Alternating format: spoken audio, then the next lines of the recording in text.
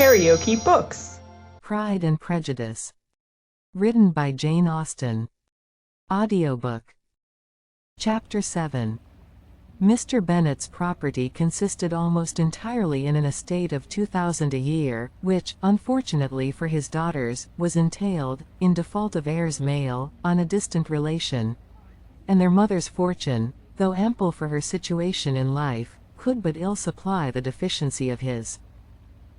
Her father had been an attorney in Meryton, and had left her £4,000. She had a sister married to a Mr. Phillips, who had been a clerk to their father and succeeded him in the business, and a brother settled in London in a respectable line of trade. The village of Longbourn was only 1 mile from Meryton, a most convenient distance for the young ladies, who were usually tempted thither 3 or 4 times a week, to pay their duty to their aunt, and to a milliner's shop just over the way.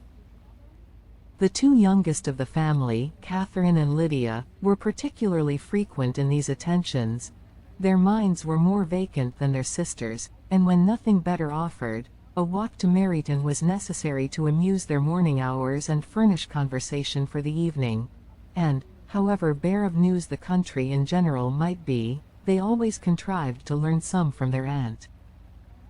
At present, indeed, they were well supplied both with news and happiness by the recent arrival of a militia regiment in the neighborhood. It was to remain the whole winter, and Meryton was the headquarters. Their visits to Mrs. Phillips were now productive of the most interesting intelligence.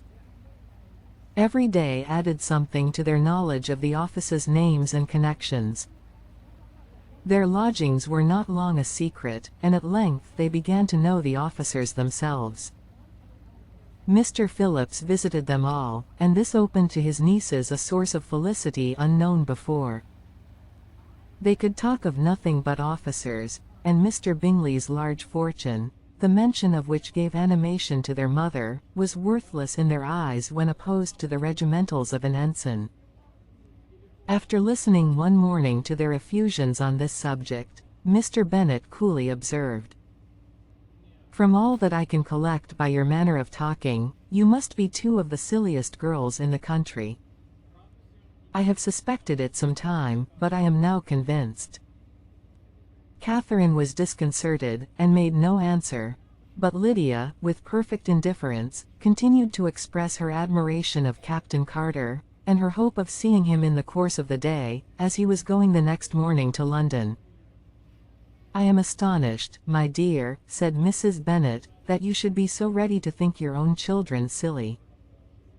If I wished to think slightingly of anybody's children, it should not be of my own, however. If my children are silly, I must hope to be always sensible of it. Yes, but as it happens, they are all of them very clever. This is the only point, I flatter myself, on which we do not agree. I had hoped that our sentiments coincided in every particular, but I must so far differ from you as to think our 2 youngest daughters uncommonly foolish. My dear Mr. Bennet, you must not expect such girls to have the sense of their father and mother. When they get to our age, I dare say they will not think about officers any more than we do. I remember the time when I liked a red coat myself very well, and, indeed, so I do still at my heart, and if a smart young colonel, with 5 or 6,000 a year, should want one of my girls, I shall not say nay to him, and I thought Colonel Forster looked very becoming the other night at Sir William's in his regimentals." "Mamma," cried Lydia, "my aunt says that Colonel Forster and Captain Carter do not go so often to Miss Watson's as they did when they first came. She sees them now very often standing in Clark's library." Mrs. Bennet was prevented replying by the entrance of the footman with a note for Miss Bennet. It came from Netherfield, and the servant waited for an answer. Mrs. Bennet's eyes sparkled with pleasure, and she was eagerly calling out, while her daughter read, "Well, Jane, who is it from? What is it about? What does he say? Well, Jane, make haste and tell us. Make haste, my love." "It is from Miss Bingley," said Jane, and then read it aloud. My dear friend, if you are not so compassionate as to dine today with Louisa and me, we shall be in danger of hating each other for the rest of our lives. For a whole day's tete-a-tete between two women can never end without a quarrel. Come as soon as you can on the receipt of this. My brother and the gentlemen are to dine with the officers. Yours ever, Caroline Bingley. With the officers, cried Lydia. I wonder my aunt did not tell us of that. Dining out, said Mrs. Bennet, that is very unlucky. Can I have the carriage? Said Jane. No, my dear, you had better go on horseback, because it seems likely to rain, and then you must stay all night. That would be a good scheme, said Elizabeth, if you were sure that they would not offer to send her home. Oh, but the gentlemen will have Mr. Bingley's chaise to go to Meryton, and the Hursts have no horses to theirs. I had much rather go in the coach. But, my dear, your father cannot spare the horses, I am sure. They are wanted in the farm, Mr. Bennet, are not they? They are wanted in the farm much oftener than I can get them. But if you have got them today, said Elizabeth, my mother's purpose will be answered. She did at last extort from her father an acknowledgment that the horses were engaged. Jane was therefore obliged to go on horseback, and her mother attended her to the door with many cheerful prognostics of a bad day. Her hopes were answered. Jane had not been gone long before it rained hard. Her sisters were uneasy for her, but her mother was delighted. The rain continued the whole evening without intermission. Jane certainly could not come back. This was a lucky idea of mine, indeed, said Mrs. Bennet, more than once, as if the credit of making it rain were all her own. Till the next morning, however, she was not aware of all the felicity of her contrivance. Breakfast was scarcely over when a servant from Netherfield brought the following note for Elizabeth. My dearest Lizzie, I find myself very unwell this morning, which, I suppose, is to be imputed to my getting wet through yesterday. My kind friends will not hear of my returning home till I am better.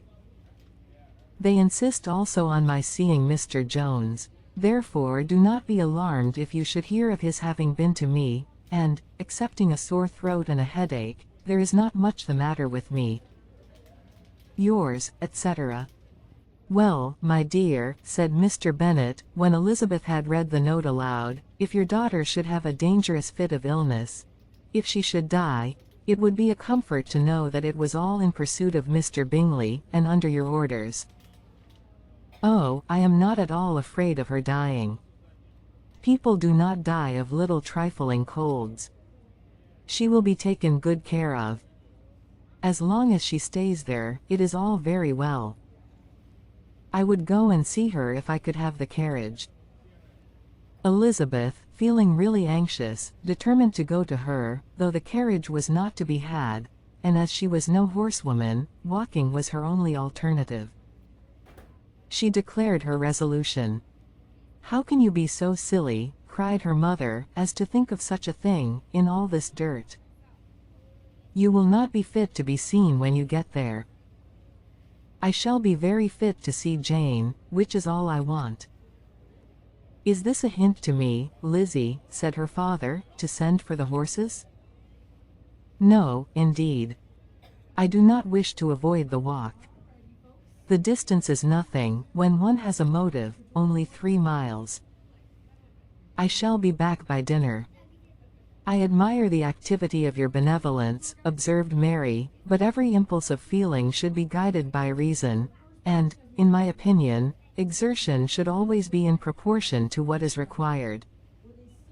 We will go as far as Meryton with you, said Catherine and Lydia. Elizabeth accepted their company, and the 3 young ladies set off together. If we make haste, said Lydia, as they walked along, perhaps we may see something of Captain Carter, before he goes. In Meryton they parted. The 2 youngest repaired to the lodgings of one of the office's wives, and Elizabeth continued her walk alone, crossing field after field at a quick pace, jumping over stiles and springing over puddles, with impatient activity, and finding herself at last within view of the house, with weary ankles, dirty stockings, and a face glowing with the warmth of exercise. She was shown into the breakfast parlor, where all but Jane were assembled, and where her appearance created a great deal of surprise.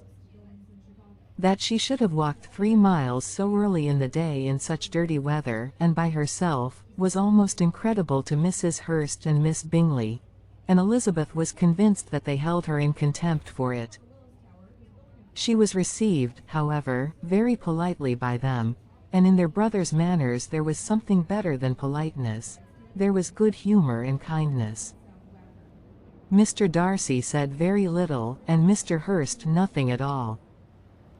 The former was divided between admiration of the brilliancy which exercise had given to her complexion and doubt as to the occasions justifying her coming so far alone. The latter was thinking only of his breakfast. Her inquiries after her sister were not very favorably answered. Miss Bennet had slept ill, and though up, was very feverish, and not well enough to leave her room.